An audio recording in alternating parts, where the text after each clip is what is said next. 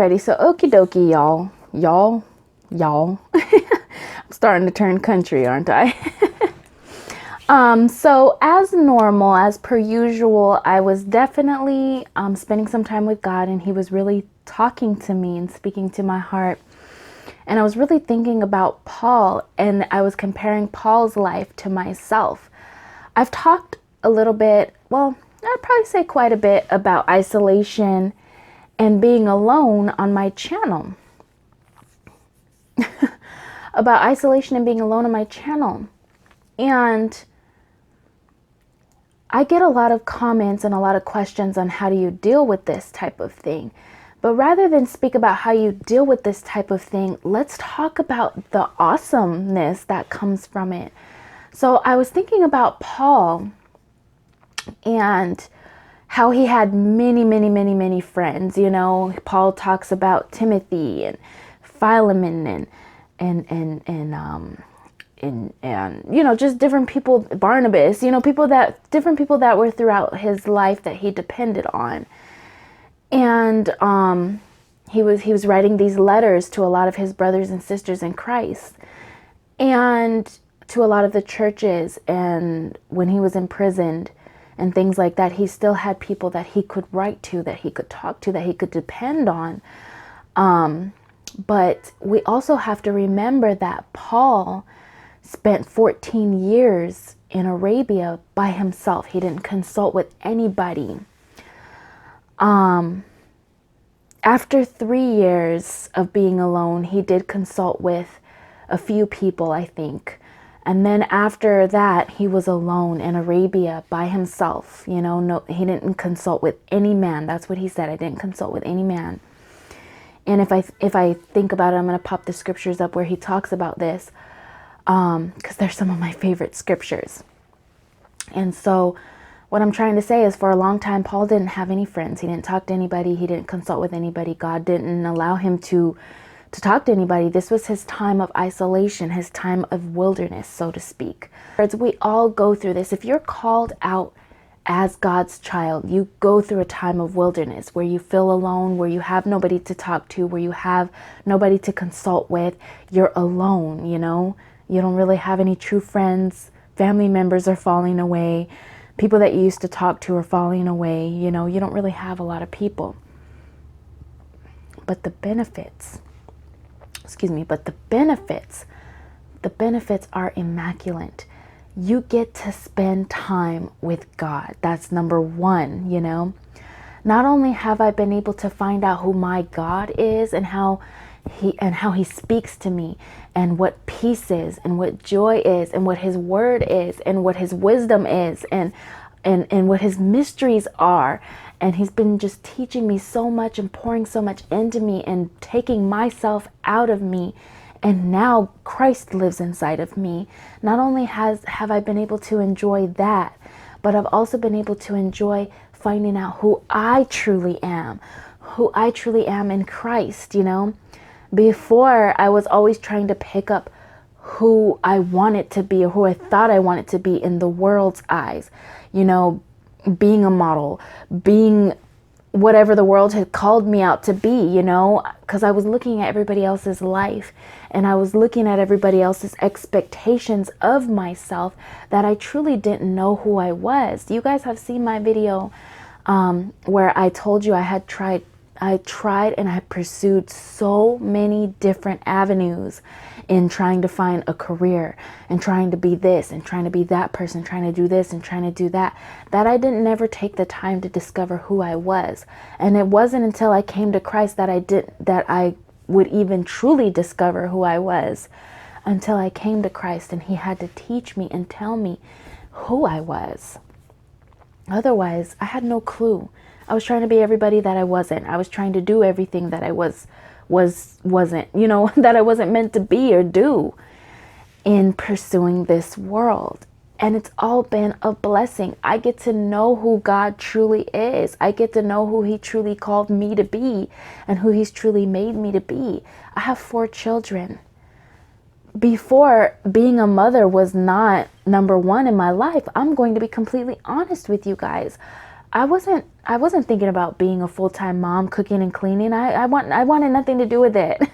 So I was all about making money, somebody else could watch my children while I was trying to pursue money and pursue a career and pursue the American dream, so to speak. I mean, I'm just being completely honest, but now it's number one, besides me being a child of God, besides me being a wife, mother comes first. Being a mother comes first.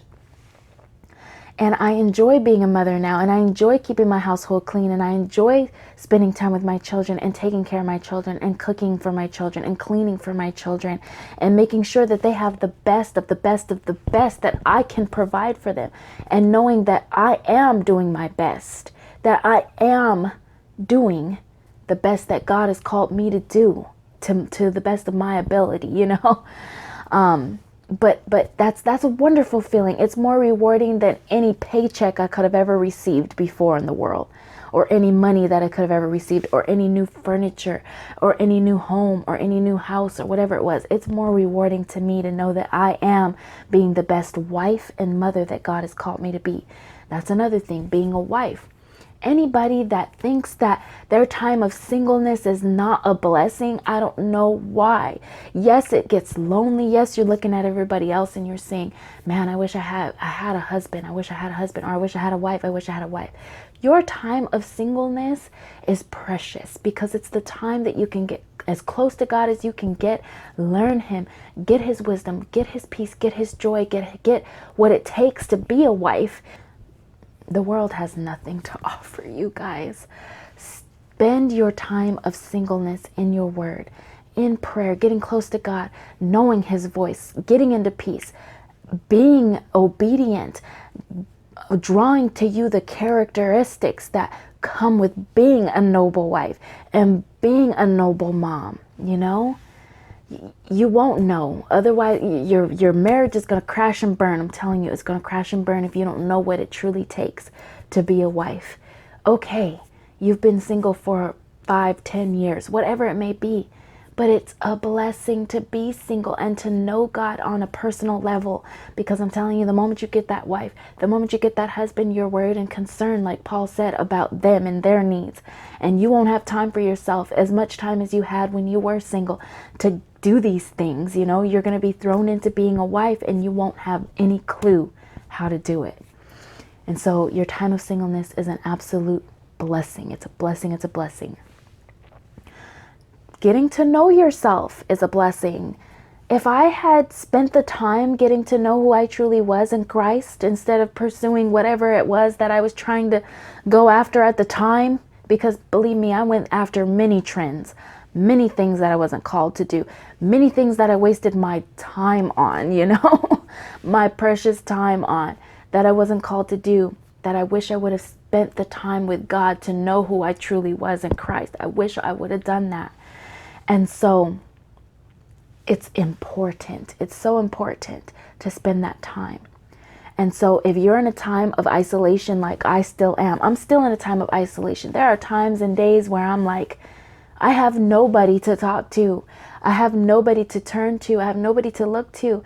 But those are the days where I just draw near God and I'm like, you know what? I don't have somebody to physically talk to face, but you're physically here with me, God. You're here with me. I'm going to talk to you. So you've got to hear what I've got to say today, God. No, I don't say it like that, but but you really do feel that way sometimes when you're just like, man, I don't have anybody to talk to. Who do I talk to? I don't have somebody to talk to. I don't.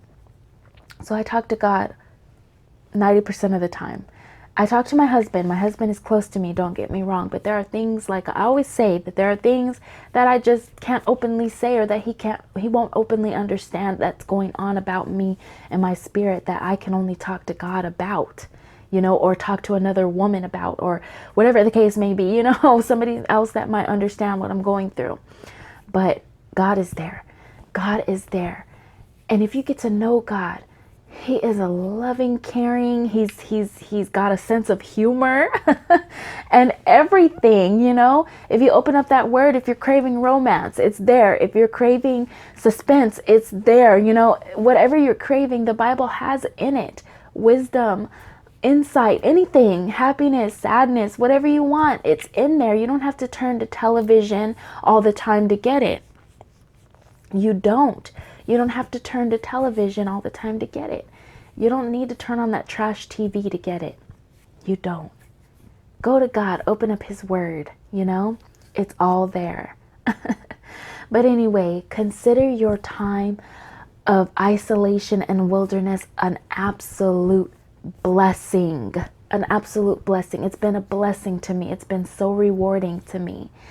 And I can't wait to see what God has in store for my life in the time to come. I can't wait. I love you guys. Hope you guys have a good day. Bye.